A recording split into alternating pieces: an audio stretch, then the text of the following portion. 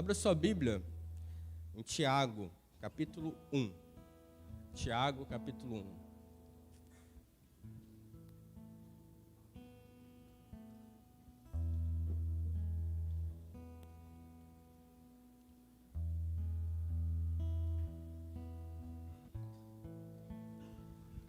Muito bom estarmos na casa do Senhor. Você tem visto aí que estamos com uma decoração diferente, né? A decoração industrial, a decoração da igreja agora, nesses dias, olha ali, né? Tudo arrumadinho, tudo perfeito. Estamos em obras, você que já passou por reforma na sua casa, por obra na sua casa, você sabe como que é. Estamos aí a todo vapor, semana após semana, de segunda a sexta, o poeirão está comendo aqui dentro, né? A obra está acontecendo. Na sexta-feira, os jovens, adolescentes, junto com o irmão Áureo, têm feito de tudo, limpado, faxinado, para que o culto aconteça normalmente, meio improvisado em algumas coisas, mas a palavra de Deus continua sendo propagada e pregada, amém? Então nós estamos aqui pela palavra de Deus, por causa dessa palavra, e nós continuamos rendidos a essa palavra. Por isso, eu pedi para você abrir em Tiago 1, e eu vou explicar o porquê. Você tem visto aí, a gente já até divulgou aqui no PIB News e também nos grupos Doce, que a partir dessa semana nós iniciamos uma série de 18 estudos sobre esse livro, Tiago. 18 estudos de julho até outubro, nós vamos mergulhar de cabeça no livro de Tiago. E vai ser quando a gente tem uma série assim, onde nós paramos para aprofundar no texto bíblico, é muito gostoso, irmãos.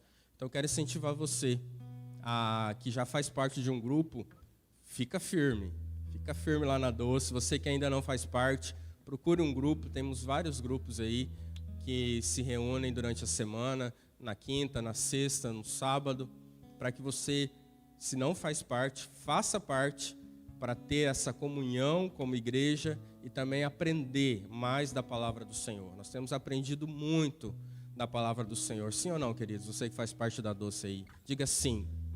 Aê. Sim, temos aprendido muito e vamos continuar aprendendo. Por isso, hoje eu vou ler, nós vamos falar um pouco sobre esse livro e depois nós vamos pregar com base em Tiago, capítulo 1, verso do 1 até o verso 12. Vamos ler, então, Tiago 1, do 1 ao 12. Já está ali. E eu vou lendo aqui e vocês vão acompanhando. Você que trouxe sua Bíblia, fique aí na liberdade. Diz assim a palavra do Senhor. Tiago, servo de Deus e do Senhor Jesus Cristo, as 12 tribos que se encontram na dispersão, saudações. Meus irmãos, tente por motivo de toda a alegria, o passardes por várias provações, sabendo que a provação da vossa fé, uma vez confirmada, produz perseverança. Ora, a perseverança deve ter ação completa, para que sejais perfeitos e íntegros, em nada deficientes. Se, porém, algum de vós necessita de sabedoria, peça a Deus, que a todos dá liberalmente e nada lhes impropera, e ser-lhe-á concedida. Peça, porém, com fé e nada duvidando, pois o que duvida é semelhante à onda do mar, impelida e agitada pelo vento. Não suponha esse homem que alcançará do Senhor alguma coisa, pois o homem de ânimo dobre, inconstante em todos os seus caminhos. O irmão, porém, de condição humilde, glorie-se na sua dignidade, e o rico na sua insignificância, porque ele passará como a flor da erva. Porque o sol se levanta com seu ardente calor, e a erva seca, e a sua flor cai, e desaparece a sua formosura do seu aspecto. Assim também se murchará o rico em seus caminhos. Bem-aventurado o homem que suporta com perseverança a provação, porque depois de ter sido aprovado, receberá a coroa da vida, a qual o Senhor prometeu aos que o amam. Amém? Vamos orar.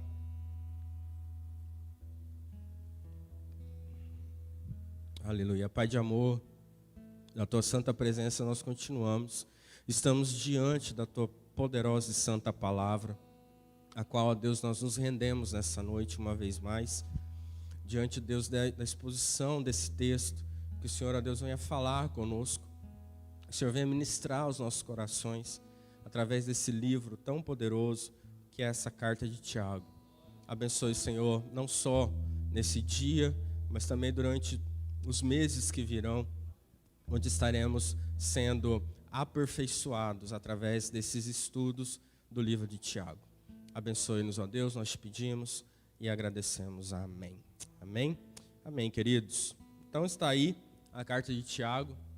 Então quero dar uma introdução aqui sobre um panorama sobre essa carta. Então fica aqui comigo. A carta de Tiago, falando ela assim de um plano geral, é uma carta muito atual. Ela é conhecida como Provérbios do Novo Testamento. Ela é conhecida como o Sermão do Monte, uma continuação até do Sermão do Monte, de tão prática que ela é. É uma carta prática e você vai ver isso no decorrer dos seus estudos. Então, ela vai falar de vários temas da vida, da nossa vida, vários e vários temas que a gente vai ver durante a carta de Tiago.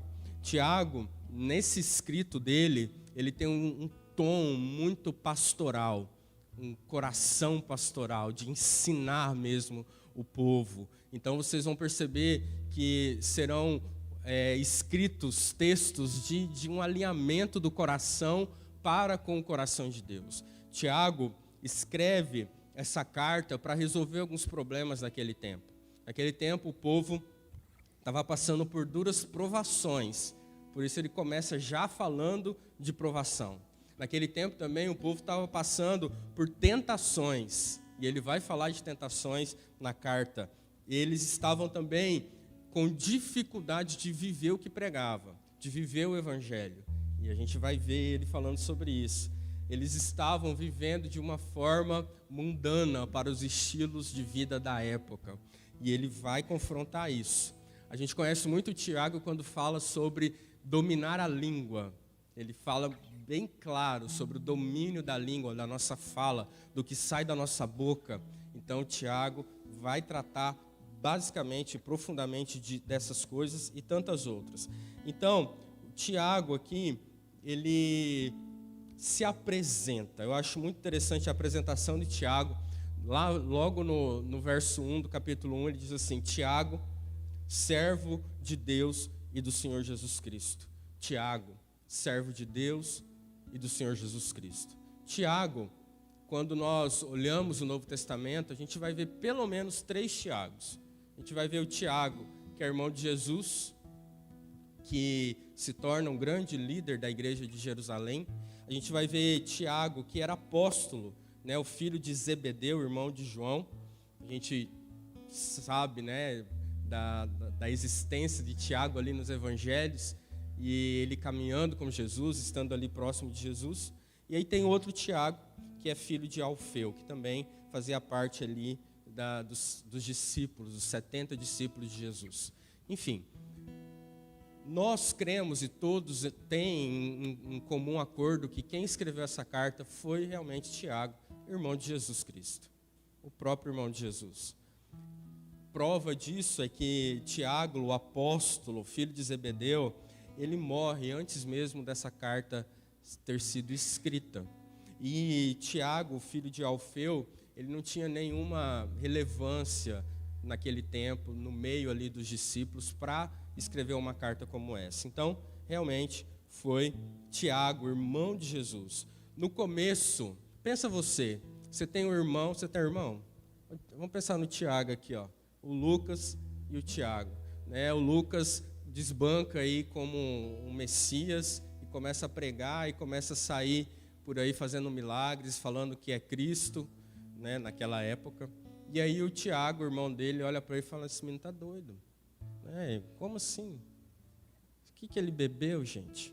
Com quem que ele se envolveu? Então, Tiago, no ministério de Jesus ali, ele não tinha essa reverência para com Jesus, não tinha mesmo. Tanto é que a gente vai ver em alguns textos da Bíblia que Tiago, com a sua família, com seus outros irmãos, confrontam ali a Jesus. É importante a gente salientar que Jesus teve mais irmãos. Maria, Perdão, queridos, vou beber uma água aqui. Eu estou orando, abrindo um parênteses aqui, eu estou orando essa semana toda para pregar, porque minha garganta esses dias não estava legal, fiquei sem voz um dia desses, então ainda estou em recuperação. Mas vamos lá. É interessante a gente salientar, fechando o parênteses aqui, que Maria teve outros filhos. Ela teve outros filhos com José, certo? Maria era virgem até o momento de conceber Jesus, depois ela teve a sua família e teve mais filhos, ok? E um deles é Tiago, provavelmente Tiago era o mais velho. Então Tiago não tinha essa adoração, esse reconhecimento de quem Jesus era. Porém, entretanto, nós vemos em 1 Coríntios 15, 7, em outras passagens da Bíblia, que Tiago, enfim, reconhece que Jesus é sim o Messias. Jesus, inclusive, aparece para ele e ele se rende a Jesus depois da ressurreição, né? Claro, Jesus aparece para ele e ele se rende a Cristo. A gente vê outras referências de Tiago, por exemplo, que ele estava ali no cenáculo no dia de Pentecostes. Tiago também, em Gálatas, vai dizer que ele era o pilar da igreja de Jerusalém. Tiago também, ele era líder na igreja de Jerusalém, e o apóstolo Paulo cita Tiago e se encontra com Tiago. É feito um concílio ali em Jerusalém, onde eles tratam sobre a circuncisão, e Tiago liderou aquela reunião. Então Tiago era um homem muito importante, uma referência para os discípulos, para os apóstolos naquele tempo, para todos que converteram a Cristo. Tiago era uma grande referência. O apóstolo Pedro também fala sobre Tiago, de ir visitar Tiago depois que sai da prisão. Enfim, só para vocês entenderem que Tiago é um homem de grande importância e relevância dentro aqui da história bíblica do Novo Testamento, certo? Mas o que eu acho interessante é que ele poderia começar essa carta dizendo assim: eu sou Tiago, eu sou irmão de Jesus, viu? Eu, irmão de Jesus. Ele poderia falar isso, de fato ele era. Mas ele começa o texto dizendo: eu sou Tiago. E a palavra que ele usa no grego é doulos, que é servo.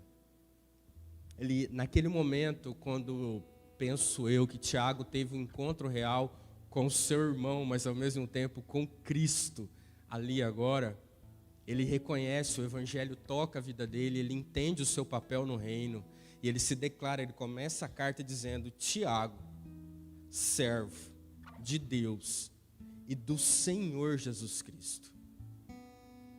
Ele tem aqui uma reverência, um temor por Jesus.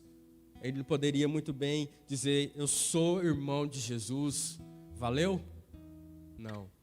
Mas ele foi ali um homem reverente diante de quem Cristo era. Doulos, escravo, servo, numa posição de servidão, numa posição de obediência a quem Cristo era, de reconhecimento, de lealdade. Então Tiago, ele se apresenta dessa forma, é maravilhoso ver isso. Depois ele continua ainda no verso 1, dizendo o seguinte: as 12 tribos dispersas entre as nações. As 12 tribos dispersas. O que aconteceu, queridos? Depois de alguns eventos que aconteceram ali em Jerusalém, essas 12 tribos aqui representadas, na verdade ele está usando 12 tribos, mas é a nação de Israel, aqueles judeus convertidos em Cristo principalmente, eles se espalham, fugindo da perseguição e da morte. Então eles vão para todas as regiões ali de Jerusalém, de Israel, e saem dali de perto para não morrer. Então eles estão sendo perseguidos, eles estão dispersos, é a famosa diáspora. Então Tiago está escrevendo principalmente para esses judeus, cristãos, judeus convertidos naquele tempo, ok? Então, a gente percebe aqui que ele escreve essa carta e por isso ele começa essa carta falando de tribulação, de provação. Porque, queridos, uma coisa que a gente precisa entender é que a nossa vida a nossa vida, nós teremos tribulações, nós teremos provações. Você aceitou Jesus, mas você não está isento de nenhuma tribulação. Não adianta nós dizermos isso porque nós vamos contra a Bíblia. Provações, elas existem. Tentações, elas existem. Choro existe e nós vamos passar por eles. E aí, sabendo que aquele povo estava na dispersação, estava fugido, estava corrido, o apóstolo Tiago, então, melhor dizendo, escreve essa carta. Então ele orienta os seus leitores a se alegrar pelo fato de estarem passando por provações. Parece um pouco estranho falar isso, né? Se alegre, porque você está passando por tribulações, fique feliz por isso. Mas vamos ver o que diz o texto. Diz assim: meus irmãos, verso 2, tá? Tende por motivo de toda alegria, passardes por várias provações, sabendo que a provação da vossa fé, uma vez confirmada, produz o quê? Perseverança. Ora, a perseverança deve ter ação completa para que sejais perfeitos e íntegros e em nada deficientes. Então nós passamos por tribulações. Jesus disse isso, que no mundo nós teríamos aflições, em João 16:33. Porém, entretanto, da mesma forma ele diz: tem de bom ânimo. Tem de bom ânimo. Vai vir tribulação, mas tem de bom ânimo. Essa alegria é uma alegria que você não vai sair aí, eu tô passando por uma tribulação, e sair aí dando risada para todo lado, aquele sorrisinho amarelo assim, né? Ai, que tribulação gostosa. Não, pelo amor de Deus, isso é masoquismo. Não é isso. Essa alegria é chara, que é no original, que é uma alegria, uma paz que invade o seu ser. É essa alegria, essa certeza, uma alegria de uma certeza, de uma esperança que eu tenho, que está em Cristo Jesus. É essa alegria que ele está falando. Aí eu faço uma pergunta para você. Por que as provações acontecem? Vou beber uns 10 litros d'água hoje, hein? Por que as provações acontecem? Primeiro, porque nós somos humanos. E o sol nasce para todo mundo. Chove para todo mundo. Por mais que você não queira, está chovendo. Chovendo, querido, está tudo certo. Está fazendo frio. Eu não gosto do frio. Para todo mundo faz frio. Uns sentem mais, outros sentem menos. Aí, doenças. Todo mundo. Mas eu sou de Jesus, eu passo. Passa.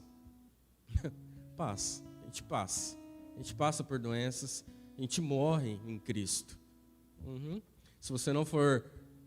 se a gente não entender isso, a gente entra num loop de ansiedade que fala: meu Deus, Deus então não existe, porque eu estou passando por doença, porque eu estou passando aqui por uma dor, porque eu estou passando aqui por uma decepção. Que Deus é esse? É o nosso Deus, é Ele mesmo, tá certo?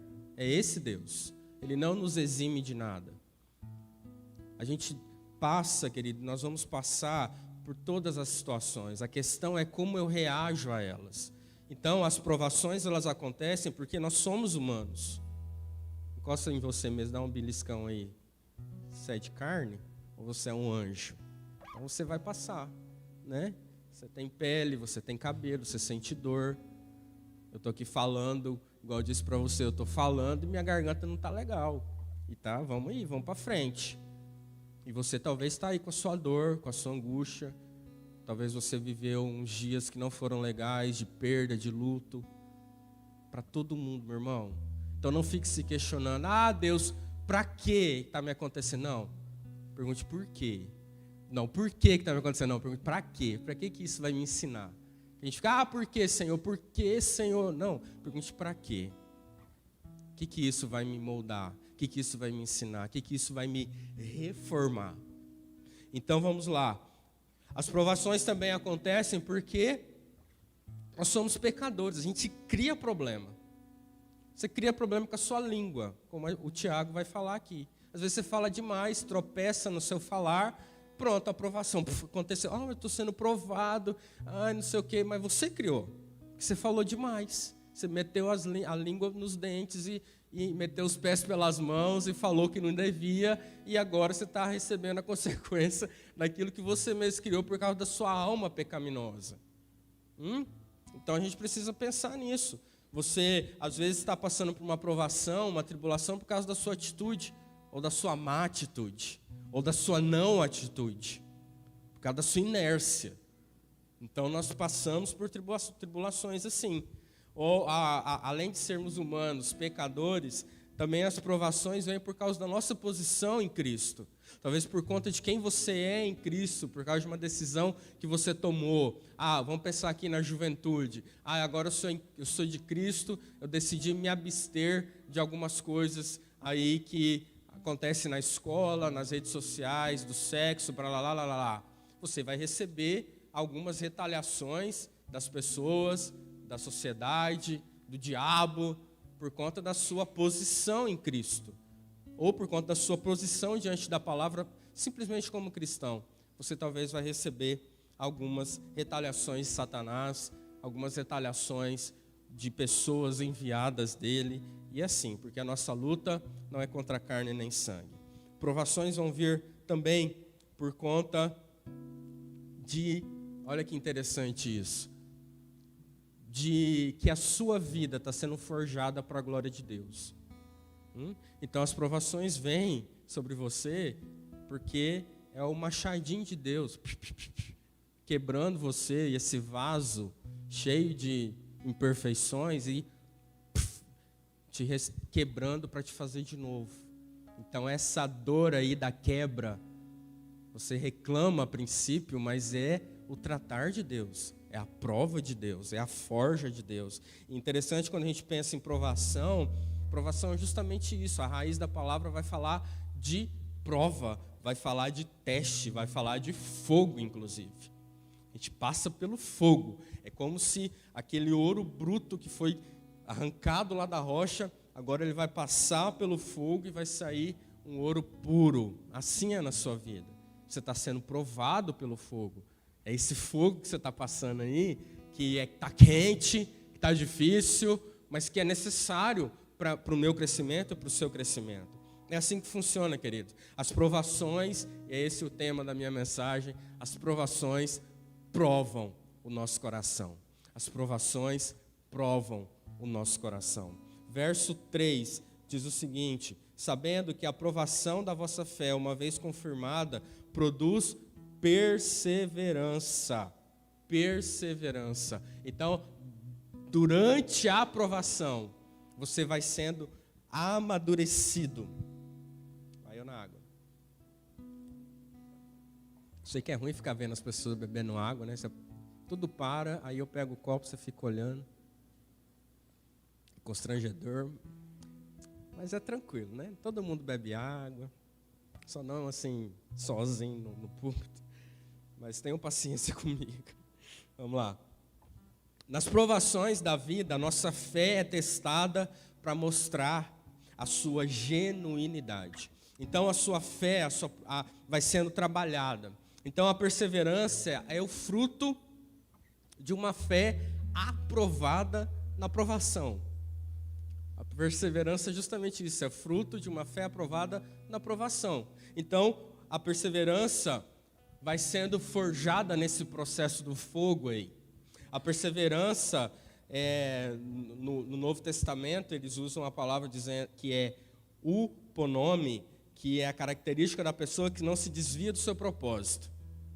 Então, está na provação, querido, não se desvie do propósito. Entenda que nessa provação o Senhor continua no controle. Que o Senhor é aquele que está ali como oleiro moldando você. Então, não saia dessa olaria. Não saia. Continue, está difícil, mas permaneça. Porque é nessa perseverança é onde o seu caráter vai sendo moldado. É nessa perseverança que é onde a sua vida vai sendo transformada.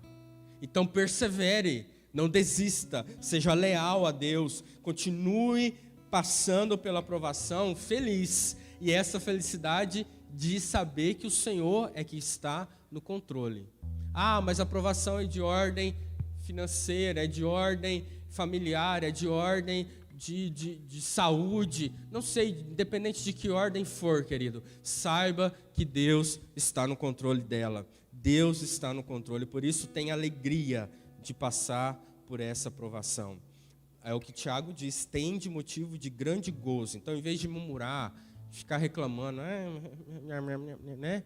Fica murmurando o tempo inteiro, mas isso, mas aquilo, que eu não consigo, que dor, que isso, que aquilo. Meu irmão, em vez de você ficar assim, essa alegria de confiança na soberania de Deus, e o livro de Tiago vai falar de uma forma bem prática dessa soberania de Deus, é saber que Deus está no controle. Eu vou continuar falando um pouco sobre essas provações, mas a gente precisa entender.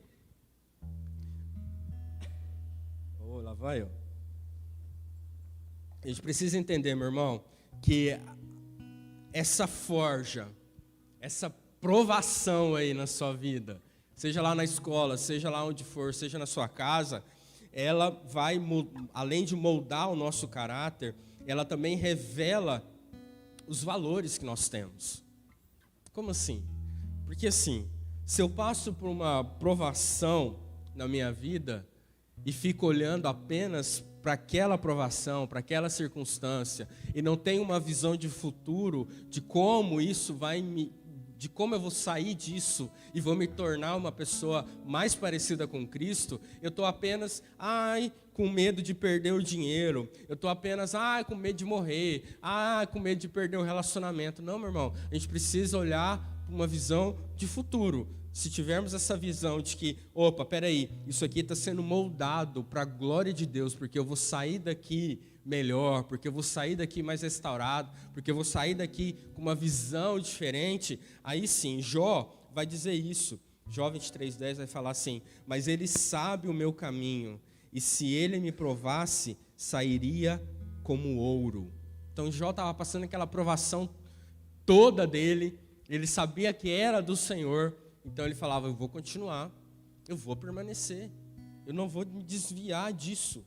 Por mais que o negócio esteja feio, querido, porque quando a gente está na aprovação, a gente fica feio, né? Você não fica bonito, você fica às vezes com a cara amassada de tanto chorar, você está às vezes passando pela aprovação da doença, você está meio assim, né, com a dificuldade, você não está muito animado, por mais que haja uma alegria interior, mas mesmo assim, nós precisamos entender que nós estamos andando nessa vida por fé e não por vista. E Tiago vai falar disso, a fé em ação. Amém, queridos? Vocês estão aqui comigo? Amém? Quando falo de provação, ninguém dá glória a Deus, né? Vamos olhar um negócio aqui que eu quis trazer para você, só para você entender. A primeira imagem, por favor. Lá. Essa imagem de um bordado. Na verdade, do verso do bordado. Quando a gente olha para ela, fala, meu Deus, que trem esquisito. Não dá para entender o que é isso. É fio passando de lá para cá. Na verdade, o avesso de um bordado, ele é feio mesmo, né? Não sei se você borda aí, mas às vezes ele é feio. Alguns conseguem dar uma melhoradinha, mas quando é feito na mão, ele fica feio. Então, mas a gente não pode julgar o artesão, as mãos do artesão ali, por conta do avesso da obra, porque ela ainda não está acabada. Porque quando ela estiver acabada, pode virar aí ela, fazendo um favor. Aí fica bonito, olha que bonito. Olha que maravilha. A imagem anterior, volta, é como se nós estivéssemos na tribulação. Como se você estivesse passando pela tribulação. É meio assim. Né?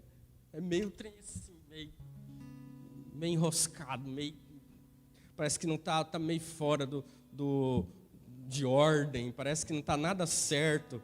Então, ao olharmos para a vida, temos essa mesma impressão. Porém, entretanto, a gente está vendo assim, mas Deus vê assim. Deus vê o processo acabado. Deus vê você no fim da tribulação. Deus vê você depois da provação. Ele vê você bonitinho, já organizado. Quando você está ali perdido em meio aos fios, o Senhor já está te vendo pós-tribulação, pós-provação. O Senhor já está vendo você pronto. Por isso, querido, não desista, mesmo que o trem estiver feio. Bota lá. Mesmo que o trem estiver meio bagunçado, mesmo que dentro de você as coisas estiverem um pouco desconcertadas, mesmo assim, saiba que Deus está vendo o seu futuro. Não só aqui nessa terra, mas existe um futuro glorioso para nós. E nós precisamos colocar a nossa esperança nisso. Então tá feio, tá desorganizado, mas o negócio vai ficar bom, porque aquele que começou a boa obra, ele é fiel para completá-la. E ele vai completar. Ele está fazendo. Então não saia desse processo. Pode chorar, chore, mas aos pés do Senhor. Pode, às vezes, até falar, Deus, não sei o que lá, Ele te entende. Mas nesse tempo de oração, coloque sobre Ele a sua ansiedade. Coloque sobre Ele o motivo da sua prova. Coloque sobre Ele o porquê que você está passando por isso. Coloque sobre Ele o para quê que Ele está te forjando dessa forma. E aí você vai começar a compreender as coisas melhor. Você vai começar a olhar as coisas de uma forma diferente. Você não vai ficar olhando somente pro avesso das coisas, mas você vai olhar adiante. Não, tá difícil sim, mas vai ficar bom. Vai ficar bom. Vai passar. Porque toda tribulação, querida, toda aprovação, ela tem um fim. Ela tem um fim. Ela é didática, ela nos ensina, mas ela não é permanente. Então toda aprovação, ela vai nos ensinar de alguma forma. A aprovação trabalha em nosso favor, trabalha de acordo conosco. Olha só, aquele povo foi disperso. Porém, entretanto, se aquela tribulação não tivesse acontecido, talvez o evangelho não teria chegado tão rápido a outras nações, aos gentios e até nós. Então aquela bagunça toda, entre aspas, gerou vida, gerou mais vidas ao Senhor, mais vidas rendidas a Ele. Então entenda que isso que você está passando, ou que você já passou, ou até o que você vai passar, é de alguma forma o Senhor te preparando para que o nome dEle seja engrandecido, para que o nome dEle seja exaltado. Você vai passar por isso, querido, e o seu nome, é só o seu nome, mas o nome de Jesus é que vai ser exaltado. Então é para a glória dEle, é para que o nome dEle seja louvado e engrandecido. A aprovação nos ajuda a amadurecer. Pessoas imaturas são impacientes. Pessoas maduras são perseverantes. Então, através da aprovação, e na maioria das vezes na aprovação, não tem muito o que a gente fazer. A gente precisa parar e esperar no Senhor. Então, nesse processo, Deus vai nos amadurecer. Deus vai fazer você sair de uma imaturidade para uma maturidade agora e ser mais perseverante. Ao lermos, por exemplo, toda a Escritura, a gente poderia dar exemplo aqui de vários homens e mulheres de Deus: Moisés, Davi, Elias, Paulo, o próprio Cristo. Todos eles passaram por alguma prova. Então não reclame das suas provas, querido. Não reclame das suas provações. Seja ensinado nelas. Porque as provações são didáticas. Elas nos ensinam. Verso 4 diz o seguinte: ora, a perseverança deve ter ação completa, para que sejais perfeitos e íntegros, em nada deficientes. Olha o alvo do Senhor para mim e para você: perfeição e integridade.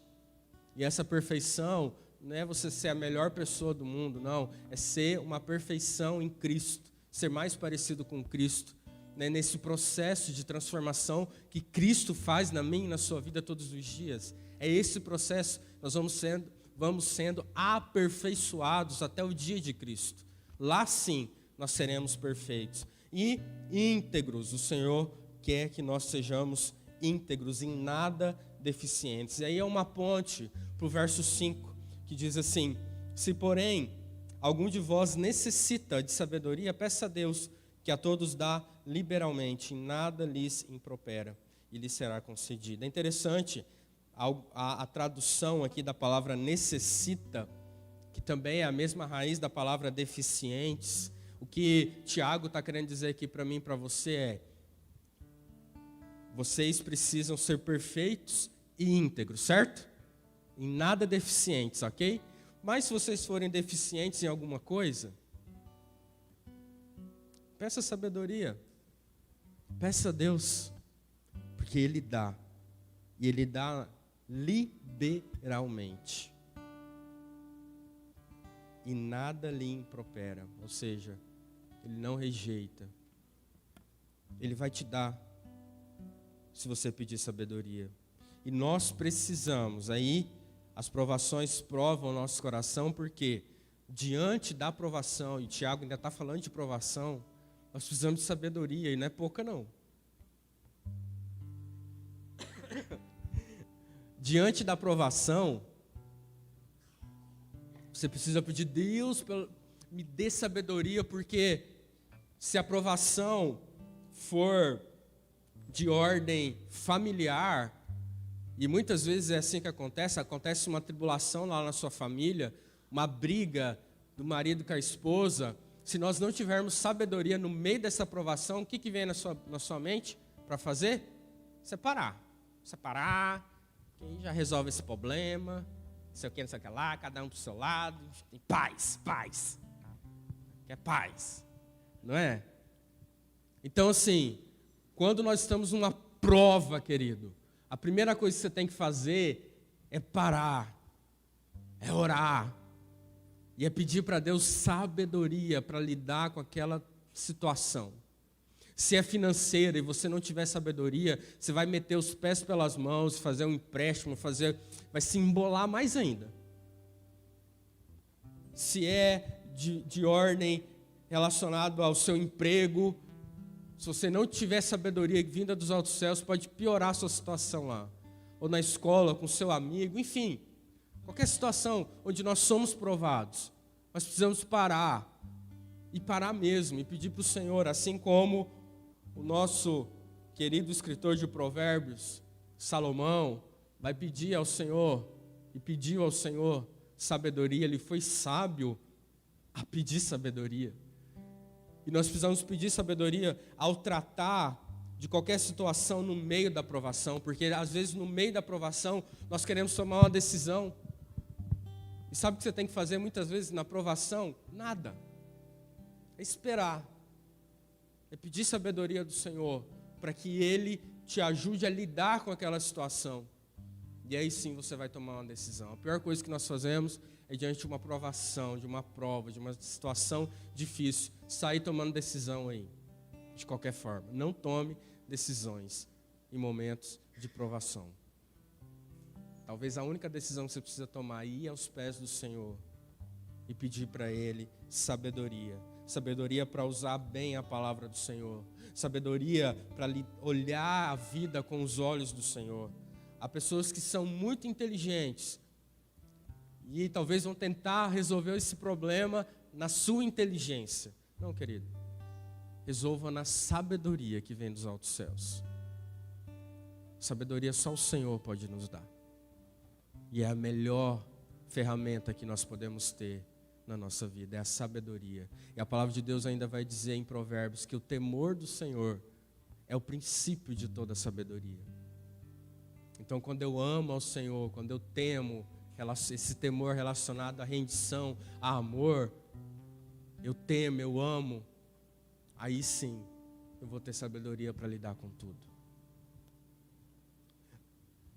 Amém, queridos? Não sei como está a sua aprovação aí, mas a aprovação prova o nosso coração, versos 6 a 8. Vamos lá, vai dar certo.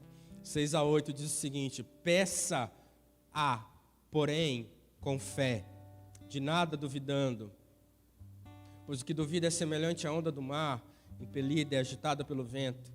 Não suponha esse homem que alcançará alguma coisa, o homem de ânimo dobre, inconstante em todos os seus caminhos. Então as provações provam o nosso coração e provam a nossa fé em Deus. Tiago compara esse homem que tem essa fé duvidosa com 3 figuras, né? É como as ondas do mar, ele está dizendo, verso 6. É como um homem que tem 2 mentes, ânimo dobre aí, 2 almas, ânimo dobre. Então, 2 mentes e 2 almas. E as ondas do mar, inconstante em todos os seus caminhos. Isso, meu irmão, revela alguém que, diante da provação, tem mais fé na provação do que em Deus. Você olha aquela provação e coloca ela num pedestal, e você só olha ela, você quase adora essa provação. Mas quando nós estamos passando por uma provação, seja em que área for, nós olhamos, nós vamos pedir ao Senhor, como diz o texto, peça, porém, com fé. Peça com fé. A fé em Cristo. Essa fé que não precisa sentir. É a fé nele. Essa fé que Deus nos deu, de que Deus está no controle, de que é Ele que está no controle de todas as coisas. Então, Tiago vai falar dessa pessoa que precisa pedir com fé, mas também vai falar para nós dos resultados negativos da pessoa que ora e não confia. A primeira coisa que ele vai falar é que nós vamos fracassar. Seremos fracassados na oração por duvidar e também seremos inconstantes espiritualmente. Então, se nós oramos sem fé, meu irmão, nós vamos fracassar na nossa vida espiritual. Se nós oramos sem fé, nós vamos ficar inconstantes, como essa onda do mar, que o vento bate e leva. Nós não podemos ser assim. Nós vamos ser ancorados em Cristo Jesus. Alguns não oram diante da provação, apenas reclamam. É diferente orar e reclamar, né, meu irmão? Não precisa nem explicar. Então você precisa orar, precisa ir diante de Deus, falar com o Senhor diante de tudo que nós já falamos. Outros oram muito, mas não confiam plenamente. Ora, mas não confia. Ora, mas quer fazer a parte dele. Eu estou orando aqui, mas vou fazer minha parte, que é ajudar a Deus. Claro que nós temos a nossa parte para fazer, mas isso precisa ser direcionado pelo Senhor. Não dar o seu jeitinho. Não, a direção que o Senhor está dando, nós precisamos fazer. Ok? Então as provações provam o nosso coração. Por isso ore muito, com fé, com confiança naquele que não te desampara. Ele não nos desampara. Então você pode chegar com fé, com confiança diante do trono do Pai. Porque Ele não vai te desamparar, meu irmão. Ele não vai desamparar você, querido. Mesmo no meio dessa provação que você está passando, a mão do Senhor continua sobre a sua vida, sobre a minha vida, amém? Para encerrar, verso 9 ao verso 11, vai dizer assim: o irmão, porém de coração humilde, glorie-se na sua dignidade, e o rico na sua insignificância, porque ele passará como a flor da erva, porque o sol se levanta com seu ardente calor, e a erva seca, e a sua flor cai, e desaparece a formosura do seu aspecto, assim também murchará o rico em seus caminhos. Tiago, então, vai aplicar aqui o princípio da sabedoria nas provas que as pessoas passam, em 2 circunstâncias, sobre os ricos e sobre os pobres. É errado ser um ou outro? Não, está tudo certo. Porém, a questão é que o pobre deve gloriar-se pelo que tem permanente no céu. E o rico pelo que não tem permanente na terra. Entende isso? O que Tiago vem nos ensinar é esse apego, porque muitos vão ficar reclamando pelo que não tem, e muitos, como já foi dito aqui essa noite, vão ficar correndo atrás de ter mais. Mas o equilíbrio disso tudo é olhar na perspectiva da eternidade. É saber que a sua vida não acaba aqui. É saber que, ok, eu tenho ou não tenho, mas existe algo eterno e muito maior, onde eu vou me gloriar, que é na presença do Senhor e que é na eternidade. Amém, queridos? É essa glória que nós devemos buscar. Todos devem olhar para a vida com a perspectiva da eternidade. O texto diz: porque o sol se levanta com seu ardente calor e a erva seca, sua flor cai, desaparece. Assim é a nossa vida. Por isso nós precisamos viver todos os dias, querido, glorificando ao nome do Senhor, com o nosso viver, com o nosso caminhar, porque nós não sabemos como vai ser amanhã, e não se orgulhar porque eu tenho isso ou tenho aquilo, e não reclamar porque eu não tenho isso ou aquilo, mas se gloriar no Senhor. Para encerrar, as provações provam o nosso coração. Verso 12 diz assim: bem-aventurado o homem que suporta com perseverança a provação, porque depois de ter sido aprovado, receberá a coroa da vida, o qual o Senhor prometeu aos que o amam. Amém? Bem-aventurado, feliz é aquele que passa pela prova. Vai passando pela prova, dando glória a Deus. Essa piadinha tinha que ter, né, gente? Desculpa. Vai passando pela prova, dando glória a Deus. Quando somos provados, desenvolvemos a paciência. E aí sim somos aprovados por Deus. Quando somos provados, somos abençoados, galardoadores de Deus. Não só aqui nessa terra, mas principalmente na eternidade.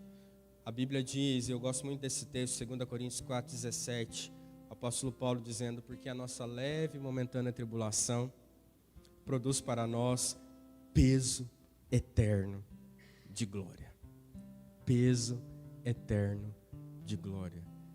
Ele compara essas tribulações da vida como leves, como momentâneas, e de fato são. Porque o que a gente está passando de ruim, que está nos provando, está nos aperfeiçoando em Cristo, para que nós sejamos glorificados em Cristo, para que nós possamos viver a eternidade com Cristo. Então, durante a prova, meu irmão, que você já passou, e talvez você está marcado por ela, vá aos pés do Senhor e fala: Senhor, agora eu entendo, e eu quero aprender com essa prova que eu passei. Eu quero aprender com essa prova que eu estou passando. Que o Senhor me forje, que o Senhor me ensine, que o Senhor traga para mim esse entendimento. Para encerrar mesmo, eu quero deixar com você essa frase: o fato de sermos provados nos capacita, não apenas para recebermos recompensa futura, mas também nos equipa para sermos usados por Deus hoje, agora. O Senhor está te equipando, meu irmão. Todas as provas que eu passei na minha vida, todas as provas que eu vivi na minha vida, me forjaram para quem eu sou hoje. O que eu tenho passado hoje continua me forjando para quem o Senhor quer me tornar amanhã. Então essas provas estão nos forjando, estão nos transformando para a glória dEle, para você ser usado por Ele, para você ser um instrumento ainda mais poderoso nas mãos dEle, para você caminhar em novidade de vida nele. Então não fica olhando o lado avesso do bordado, mas olhe com os olhos do Senhor para aquilo que Ele já disse ao seu respeito, para aquilo que Ele já prometeu para você. Olhe com os olhos do Senhor e olhe essa obra pronta, assim como Ele olha. Não fica olhando para esse embaraço todo que você está vivendo. Olhe para Ele, para esse momento, apenas como um recurso pedagógico na sua vida. O que isso está te ensinando? O que isso está te forjando? Quero convidar você a ficar de pé. Depois de sermos aprovados. Vem aqui, Kezinha.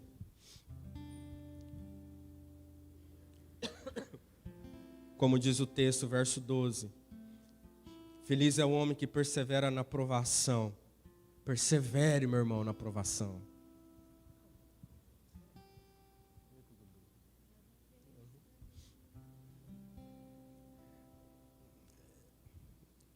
Depois de você ter sido aprovado, diz a palavra de Deus, receberá a coroa da vida, a qual o Senhor prometeu aos que o amam. Você ama o Senhor?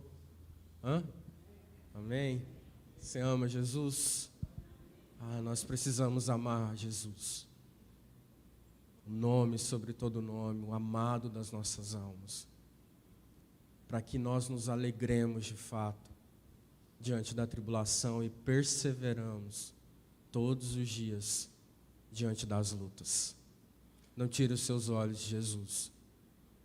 Olhe para as provações como as linhas de amor de Deus sobre você. Como as cordas, as linhas que costuram a sua história. Não olhe para elas e pare diante delas. Pelo contrário, continue caminhando. Continue perseverando. Não desista no meio da tribulação, da provação. Não pare. Continue sendo provado e aprovado por Ele. Amém? Feche seus olhos.